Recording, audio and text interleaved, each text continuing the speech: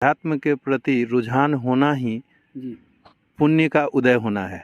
जी आप एक चीज मानकर चलें, जो बिना मूल का कुछ हो नहीं सकता, और हमारा मूल जो है वो आनंद का सागर है। सागर है जी। हम आनंद के सागर से उत्पन्न हुए हैं जी और आनंद के सागर को ही प्राप्त करना हमारा ध्येय है। जी और वो जब तक नहीं होगा तब तक जीव 84 लाख जीव योनि में भटकता रहेगा और विराम नहीं हो सकता, जी विराम नहीं हो सकता।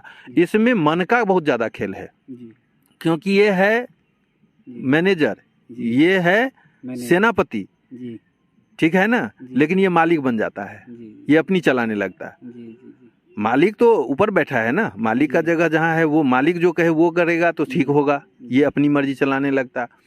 और मन से ही सब बिगड़ रहा है। जी। आप बहुत सारे लोगों का प्रश्न आता है महाराज जी कि मेरा मन बहुत करता है वृंदावन में वास करने का, लेकिन हम वृंदावन में वास नहीं कर पाते। कैसे कर पाएंगे जब तक आपका चित्त शुद्ध नहीं होगा, भजन नहीं करेंगे। चित्त कैसे शुद्ध होगा?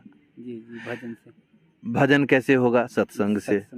भगवान कहते हैं जब मैं किसी पे कृपा करता हूँ तो उसे संत समागम करा देता हूँ। जी। अब आप अगर शराबी से मिलेंगे तो वो क्या कहेगा? शराब पीने की बात करेगा। जी। न गजेरी से मिलेंगे, उसकी जो जो कर रहा है वो उसी लाइन की बात करेगा। हाँ। संत क्या बात करेंगे? आप मिलेंगे तो शास्त्र की, संत की, धाम की, भगवान की बात करेंगे, कथा की बात करेंगे। उससे सत्संग से बुद्धि में विवेक जागृत हो जाता है। विवेक क्या है? अच्छे और बुरे का भेद करने वाला शक्ति जो है उसे विवेक कहते हैं। विवेक जैसे जागृत होता है तो अच्छे लोग उसे अच्छे लगने लगते हैं, अच्छी बातें अच्छी लगने लगती है, सत्य के तरफ बढ़ने लगता है। उससे उसको भक्ति की प्रीति हो जाती है। उसको पहले इच्छा उत्पन्न होता है। अभी जो बात आप कर रहे हैं ना, जो इच्छा होता है वृंदावन में रहे, ये इच्छा है, इससे नहीं होगा। ये इच्छा से तितिक्षा उत्पन्न होता है, तीव्र इच्छा उत्पन्न होता है। हाँ, तो वो जब होता है तो इच्छा से तितिक्षा, तितिक्षा में प्रतीक्षा, और प्रतीक्षा से गुरु प्राप्ति हो जाती है। इच्छा हुआ, वो जब तीव्र होगा तो वेग बनेगा, और उसमें भी प्रतीक्षा होगा काल का। जब जिस जगह जहाँ दाना वहाँ जाना वहाँ खाना सब फिक्स है। हमारा आपका मिलना भी फिक्स है और बिछुड़ना भी फिक्स है, फिक्स है। यहाँ कुछ भी अनायास नहीं हो रहा है। जन्म भी मृत्यु भी। जन्म में तो आपको ये पता चल जाता है जो गर्भ में कोई बालक या बालिका है जो 8-9 महीने में आने वाला है। मृत्यु का किसी को पता चलता ही नहीं है, लेकिन वो फिक्स है। भागवत जी में आया है, आग में जलकर मरना, फांसी लगाकर मरना, ट्रेन में कटकर मरना, पानी में डूबकर मरना, ये हेतु है, कारण है उसका आयु का पूर्ण हो जाना। हाँ जी। काल अपने सिर दोष नहीं लेता नहीं। भक्ति का शक्ति का वर्णन कौन कर सकता है? जिस भक्ति से भगवान मैया यशोदा के प्रेम के बंधन में बंध गए, जगत को बांधने वाला बंधन में पड़ जाता है, उसके शक्ति का कौन वर्णन कर सकता है? आप एक चीज देखें, लोहा कितना शक्तिशाली है।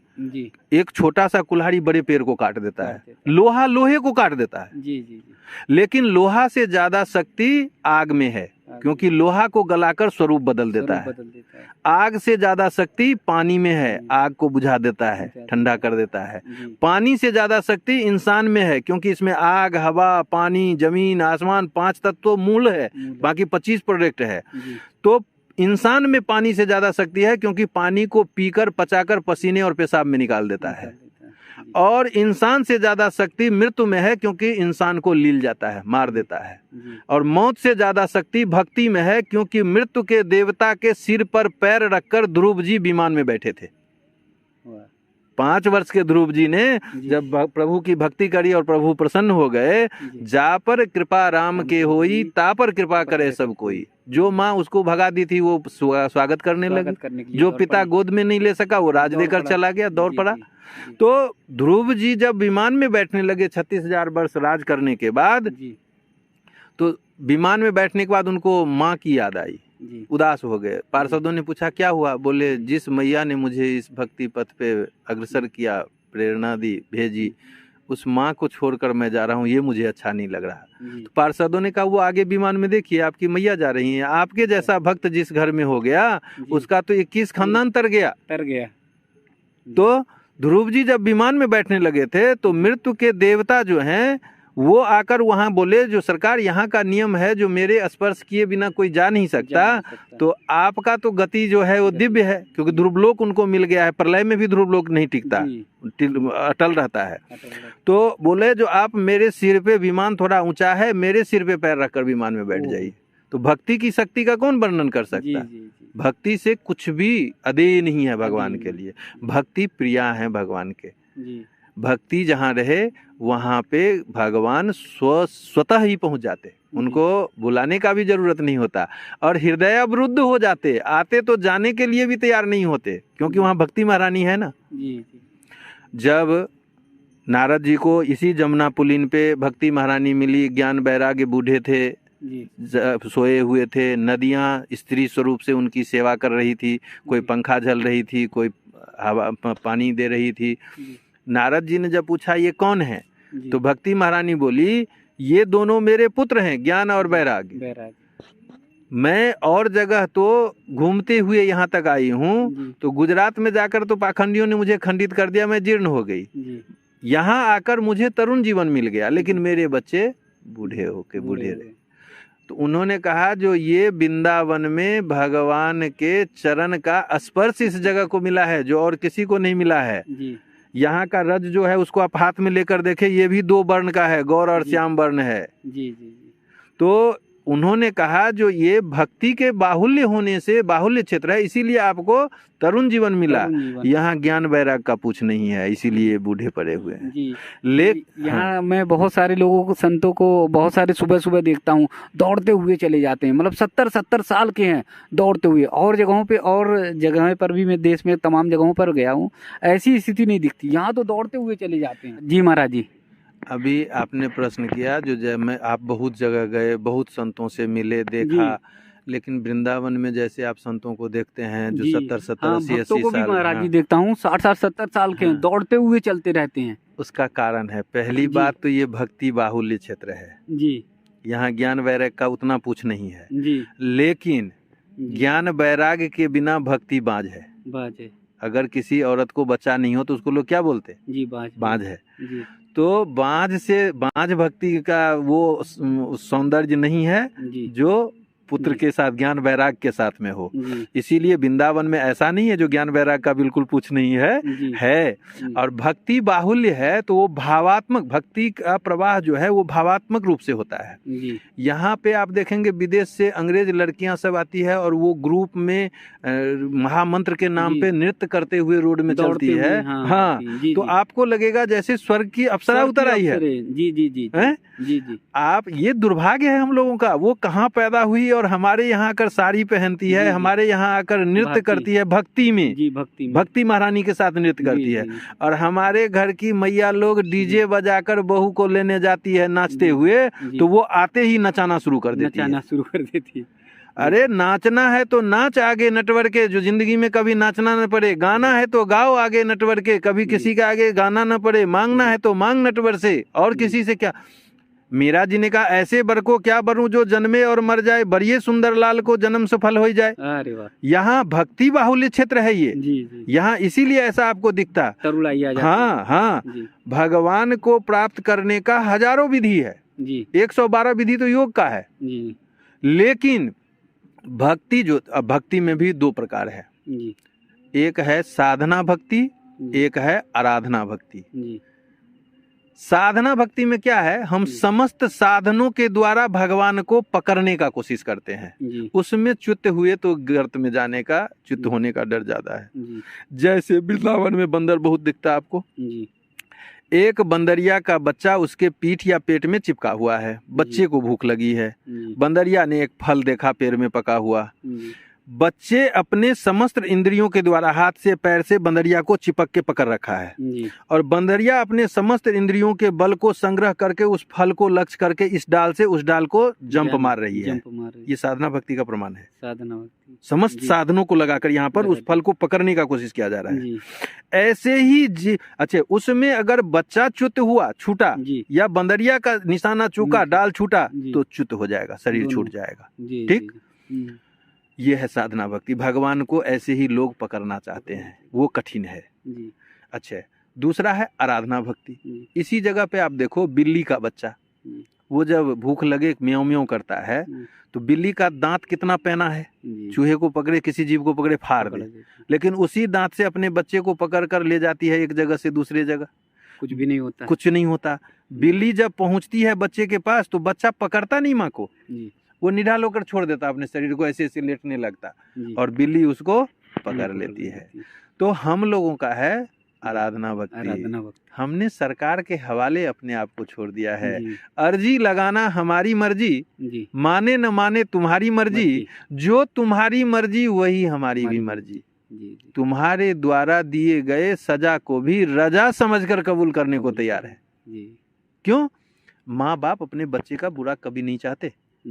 कोई बाप या माँ अपने बच्चे को किसी गलती पे एक थप्पड़ अगर मारे तो क्या उस माँ बाप का इच्छा है जो इस बच्चे का कान का पर्दा फट जाए, ये बहरा हो जाए? कभी नहीं हो सकता। उनका भाव होता है जो दोबारा इस गलती को ये बच्चा दोहराए नहीं। ऐसा करने लगेगा तो इसको ये थप्पड़ याद आए तो ये रुक जाएगा, जो पिछले बार पिटाई लगी थी अब नहीं करना है। भगवान अगर कोई सजा किसी को मिल रहा है तो न काहू को सुख दुख कर दाता, निज कृत कर्म भोग सब भ्राता। किसी को कोई सुख देने वाला नहीं है, किसी को कोई दुख देने वाला नहीं है। आपके किए हुए कर्मों का प्रारब्ध ही सुख या दुख के रूप में आपको प्राप्त हो रहा है। लोग कहते हैं हमने तो ऐसा कोई गलती नहीं किया, फिर भगवान हमको ही इतना कष्ट क्यों देते हैं? जी, ये प्रश्न बहुत आता है। हाँ। अभी बीच में आपने एक प्रश्न किया था, जो लोग कहते हैं हम वृंदावन जाना चाहते हैं। अरे आपके चाहने से क्या होना है, करने से होना है। करने से। हाँ, आप केवल चाहते हैं, करते कहाँ है? जी। हाँ, करे तब तो। और दुनिया में ये हो गया है कि चाहते खूब हैं, करते नहीं है। तो कैसे होगा आप बताइए?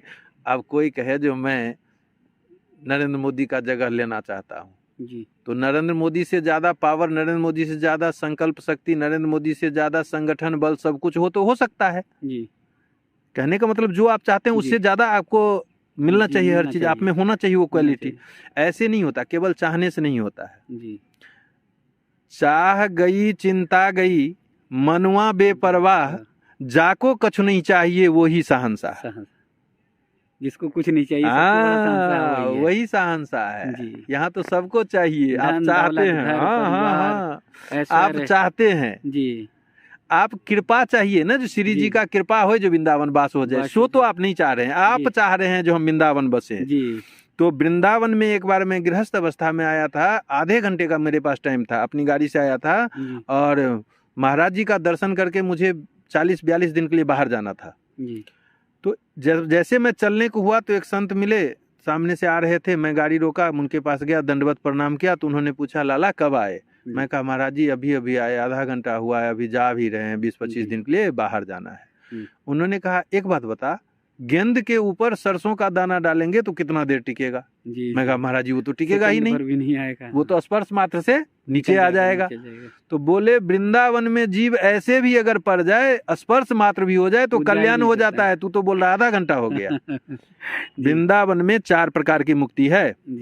काशी में 1 प्रकार की मुक्ति है। काशी शंकर भगवान के त्रिशूल पे बसा हुआ है। वहाँ जो शरीर छोड़ते हैं उसको शंकर भगवान महातारक राम नाम मंत्र दे देते हैं तो वो मुक्त हो जाता है।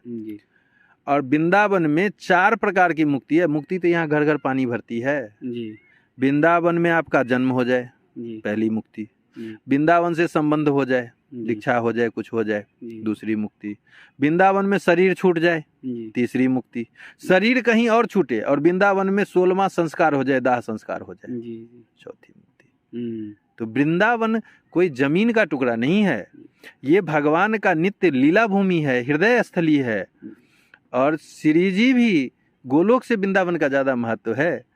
एक बार गोलोक की घटना है, गर्ग संहिता में है, जो भगवान श्री जी के जंघा पे पौधे हुए थे, लेटे हुए थे और दोनों का नेत्र मिला हुआ था।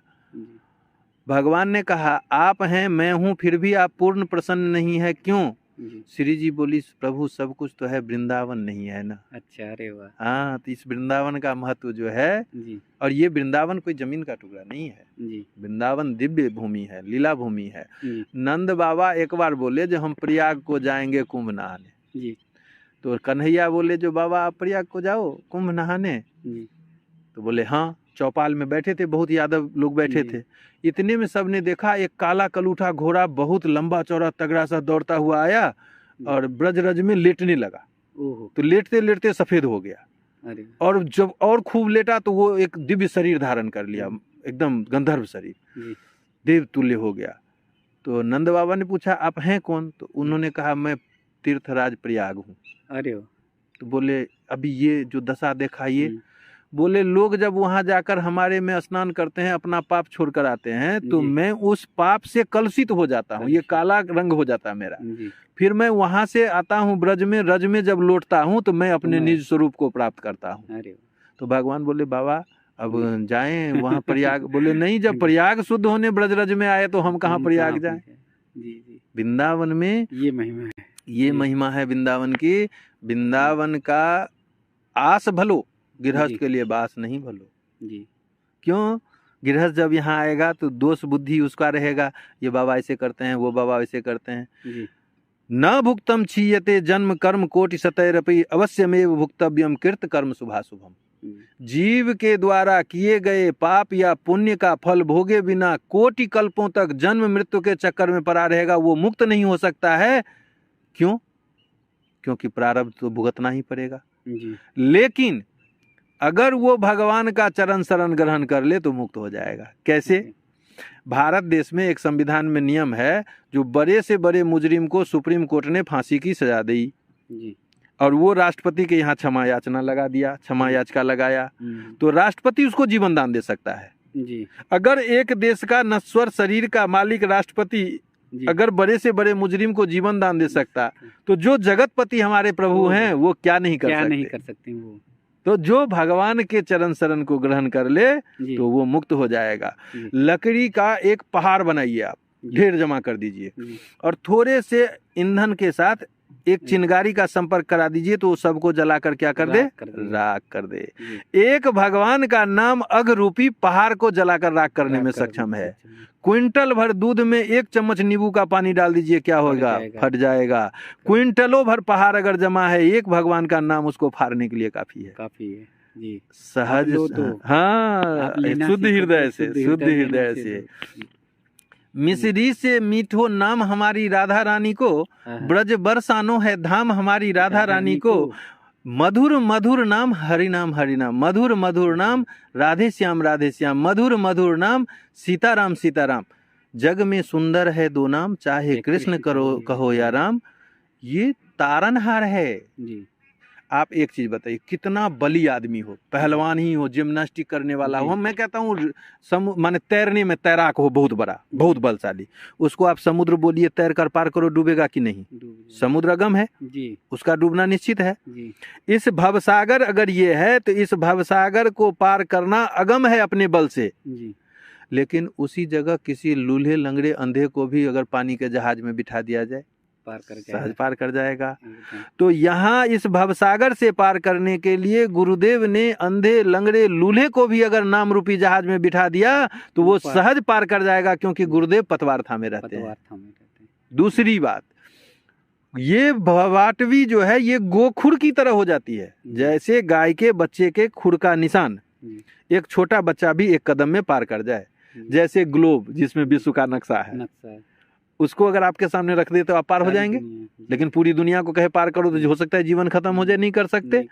यही चीज वहां लागू होता है। भगवान की कृपा से जो दुर्जय है वो उस पे भी विजय पा जाता है जी। भगवान तो कहते हैं मम माया दुरत्या, हे अर्जुन मेरी माया को जीतना बहुत कठिन है। लेकिन ये कैसा है? मन को जीतना बहुत कठिन है। कैसा है? जैसे हवा को बस में करना। लेकिन जो मेरे भक्त मेरे चरण शरण को ग्रहण कर लेते हैं, उनको मेरे कृपा से अनुग्रह से वो गोखुर की तरह भवाटवी हो जाता है, वो पार कर जाते हैं। मैंने बहुत सर्च किया इसके ऊपर में, जो ये भवाटवी, ये भवसागर क्या है और कहाँ है। भाई लाल सागर, हिंद महासागर, अरबियन सागर, बंगाल की खाड़ी जितना सुनते हैं, जाकर नहीं देख सकते, नक्शे में तो देख सकते हैं। भवसागर कहाँ है? कोई नक्शे में भी दिखाए वो भी नहीं दिखता है। अच्छा, काली दुर्गा राधे श्याम जिस भगवान देवी देवता का स्तुति करे तो वो एक शब्द बोलेगा, हे मैया हे प्रभु भवसागर से पार करो। ये भवसागर मैं बताता हूँ कहाँ है। ये हमारे आपके भीतर है, भावनाओं का समुद्र जिसमें विचार रूपी तरंग उठता है जी। उसी को भेद कर जब नीचे जाएंगे तो जैसे गुरु नानक देव ने कहा ना, जिन खो जाए तिन पाइया गहरे पानी पैठ, मोती चाहिए तो समुद्र के तरंग को भेदो, नीचे जाओ शांत जल में सीप मिलता है, मोती मिलता है। वैसे ही आपको सुख चाहिए, आनंद चाहिए, कल्याण करना है, आवागमन से मुक्त होना है, तो इस भवसागर के तरंग को भेद कर अंदर जाना पड़ेगा। वहां शांति भी है, आनंद भी है, राम भी हैं, कृष्ण भी हैं, शंकर भी हैं, जो आप चाहें वो हैं, सब वहीं पे है, क्योंकि सब उनसे ही है, उनमें ही है, वही है, तो वहां पे सब मिल जाएंगे, आपको किसी चीज का कोई अभाव नहीं रहेगा। तो हम लोगों को है क्या, अपने तरीके से हम पाना चाहते हैं। बोलता सब है, जो वक्त से पहले न मिला है न मिलेगा, मानता कोई नहीं है, मानता कोई नहीं। अभी हम दोनों जमुना जी में जाएं, एक कमंडल है, नलके का पानी भरा था और मैंने उसको डुबा दिया पानी भरे में। मैंने कहा जमुना जला गया, चलते हैं। आपने कहा महाराज जी इसमें तो पहले से पात्र भरा हुआ था, जल भरा था, जमुना जल तो ऊपर से निकल गया, क्या करे भैया, खाली कर दो। हमने उसको पलट दिया और उल्टे मुंह डाल दिया, फिर उठाया, फिर खाली। मैं कहा भैया अब तो खाली कर दिया, क्यों है खाली? तो आपने कहा महाराज जी प्रयोग करने का विधि गलत है, और जैसे आरे तिरछे डाला तो कमंडल भर के आया।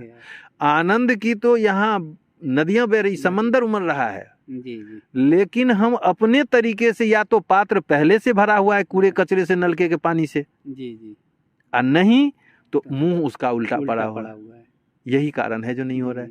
चाहने तक में उल्टा है या भरा हुआ है, लेकिन जिस दिन वो क्रिया रूप में आ गया, देखिए कोई भी काम संकल्प जो कराता पूजा में, मनसा वाचा कर्मणा, जल लेकर तिलकुश लेकर, यही कहते हैं जो इस क्रिया को निर्विघ्न मैं पूर्ण करूंगा। जिस काम में आपका संकल्प है वो कर्म पूजा हो गया। कर्म पूजा, हाँ, कर्म ही पूजा है। तो दीवार पे लिखने से, बोलने से, सुनने से, सुनाने से नहीं समझ में आएगा, जीने से समझ में आएगा, आजमाने से समझ में आएगा। हाँ, जिसमें संकल्प है, जो निर्विघ्न किसी भी तरीके में इसको पूर्ण करूंगा ही, वो पूजा है। और जिसमें संकल्प के साथ विकल्प है, उसमें पूजा नहीं है। क्योंकि अभी आपने शुरू किया, अभी जो छन्ने रुष्टा, छन्ने तुष्टा, रुष्टा तुष्टा, छन्ने छन्ने, कहाँ मिलेगा? नहीं मिलेगा।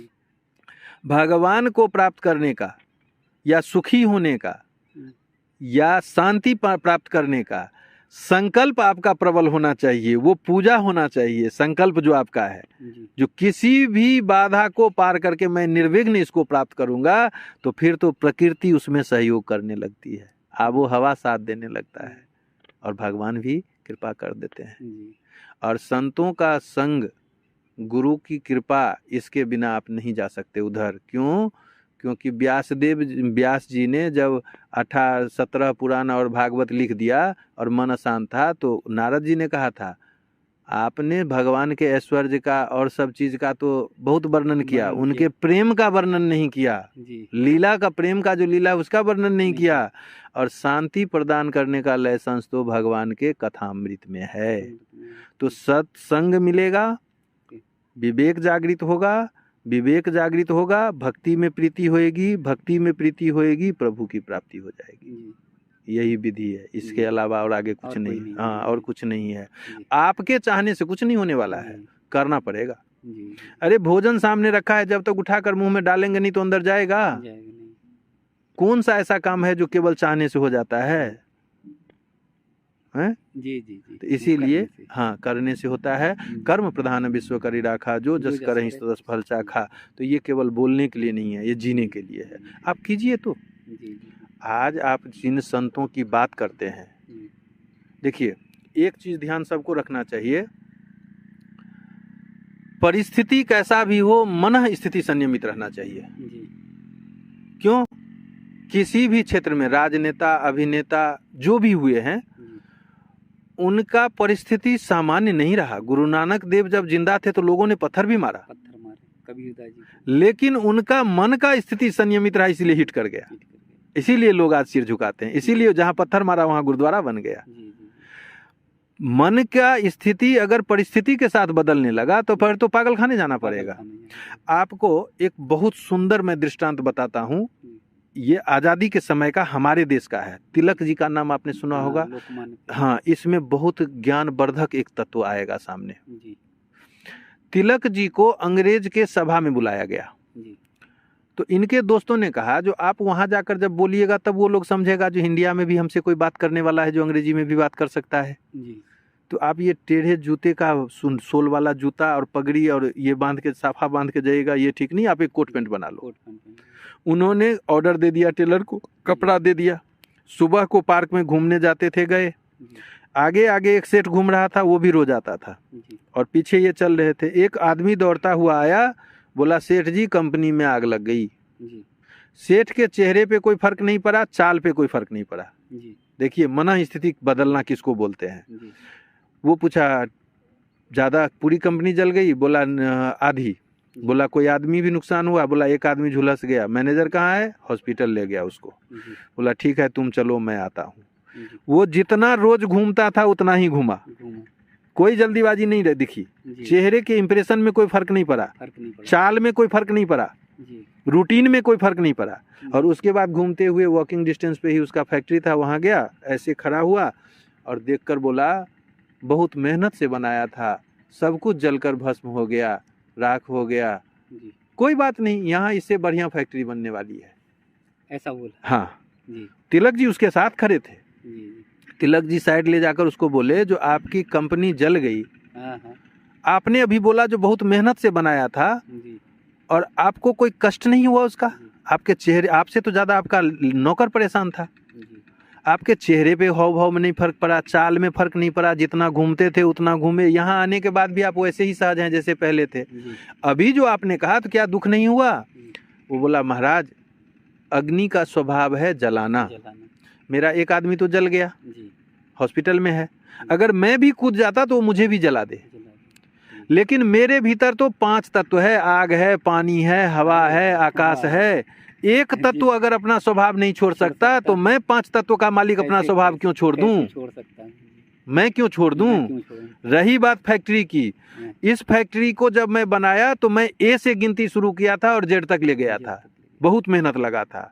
लेकिन अभी तो मेरा ये फैक्ट्री खड़ी होती तो मैं इसे तोड़ता नहीं, क्योंकि मेरा बहुत मेहनत लगा था। अब जल गई है तो अब तो मेरा मार्केट इतना बना हुआ है जो मैं मार्केट से पैसा उठाकर इससे बढ़िया फैक्ट्री खड़ा कर दूंगा। यही पॉजिटिव थॉट है। हाँ, जिंदगी जीने का नजरिया यही होना चाहिए। हो गया, मर गया, रोने से अच्छा है पैदा होने वाले का इंतजार करो। नहीं पैदा होने वाला है तो पैदा करने का बंदोबस्त करो, कोई शादी करने वाला है शादी करा दो, जिंदगी जीना आसान हो जाएगा। और मर गया उसके नाम पर रोध हो करके अपने आप को मार दोगे, इससे क्या मिलने वाला है? कुछ नहीं मिलने वाला है। तो हर time thought positive, word positive, work positive, done it positive, यही संकल्प है। आप आत्मनिरीक्षण करें। पहली बात, आप क्या चाहते हैं? 2 चीज आएगा, आवश्यक, अति आवश्यक। बहुत चीज चाहिए, उसमें श्रेणी बना दो, ये आवश्यक है और ये अति आवश्यक है, इसके बिना जीवन रुकने वाला है।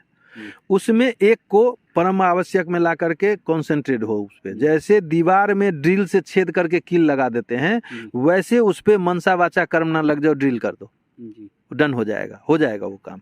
प्रॉब्लम कब तक है? जब तक सॉल्व नहीं हुआ। जैसे कोई प्रॉब्लम बड़ा से बड़ा सॉल्व हो गया तो आपका पावर बन जाता है, आपको पता चल जाता है ये काम ऐसे होता है। बस अभी जो मैंने तिलक जी वाली बात बताया, इसमें हमें ये सीख लेना चाहिए। फिर तिलक जी का मन बदला। तिलक जी ने तो कोट पैंट छोड़ दिया उसको, बोला जो हमें नहीं चाहिए, वो अपने स्वरूप में गए। बोले जो ये मैं अपना पगड़ी क्यों छोड़ दूं, मैं अपना स्वरूप क्यों छोड़ दूं? और वहां जाकर धमका दिया उन्होंने, पूरा एकदम ठोस आधार पे बात किया। तो देखिए, संत का मतलब केवल वस्त्र रंगना, बाल बढ़ाना, खड़ाऊ पहन लेना नहीं होता। संत एक सोच है, एक परंपरा है। संत सहज होते हैं, संत सरस होते हैं, संत सुलभ होते हैं, संत सबके लिए सोचते हैं, संत सबके लिए जीते हैं, अपने लिए उनका अपना जीवन भी नहीं होता है। सत्य और असत्य के ऊपर जब एक अंडेकार गोलाकार माने वृत्त बनाओ आप, और उसमें एक लकीर खींच के एक तरफ सत्य लिखो, एक तरफ असत्य लिखो। पूर्ण आत्मा परमात्मा, सूक्ष्म आत्मा जीवात्मा, पूर्ण बिंदु परमात्मा, सूक्ष्म बिंदु जीवात्मा। सूक्ष्म बिंदु जीवात्मा जब सत्य संकल्प के साथ सत्य के ऊपर बिंदु स्वरूप सवार हो गया तो वो संत हो गया। सत्य पे सुन्ना डालते, बिंदु डालते तो संत हो जाता, असत्य पे डालते असंत हो जाता। तो संत जो है सो संकल्प से होते हैं। गुरु परंपरा से जिनको वो चीज जो मिला है सदगुरुदेव भगवान के द्वारा, शिक्षा दीक्षा, उसका जो पालन करें वो संत है। केवल भेष बना लेना, केवल कपड़ा पहन लेना रंगीन, इससे नहीं बात बनेगी। जी। हमारे महाराज जी कहा करते हैं, जो मदन मोहन तुम जो कथा में बोलते हो उसको बोलने से बात नहीं बनेगी, उसको जियो, क्योंकि अगर तुम उसको करोगे नहीं तो तुम्हारे वाणी में ओज नहीं होगा, लोगों पे प्रभाव नहीं होगा। तो किसी चीज का उपदेश करने से पहले लोगों को चाहिए जो अपने आप में उसको धारण करें। जी। दोस्तों, महाराज जी ने लंबी चर्चा तो करी, लेकिन हाँ, हम लोगों के जीवन का आधार क्या होना चाहिए, हम लोगों के जीवन हमारा कैसा होना चाहिए, उन सब के सार तत्व को बताया। और फिर मैं एक बार आग्रह करूँगा, निवेदन करूँगा, भले ही लाइट कम है, प्रकाश कम है, लेकिन दोबारा उन्हीं बात पर आऊँगा, उसी बात पर आऊँगा कि अपने अंतर आत्मा की लाइट को, प्रकाश को जलाएं और महाराज जी की इन सारे बातों का अनुसरण करें और अपने जीवन में एक भी बात, एक अंश मात्र भी महाराज जी के शब्दों को उतार लिया तो मुझे लगता है कि जीवन बदल जाएगा, परिवर्तन हो जाएगा। तो पुनः मेरा आग्रह है, निवेदन है, महाराज जी जब इतने भाव में बोलते हैं, इतने वेग में बोलते हैं, इतने प्रवाह में बोलते हैं, तो मेरी हिम्मत नहीं, मेरा साहस नहीं कि मैं उन्हें बीच में कहीं पर भी रोकूं, टोकूं।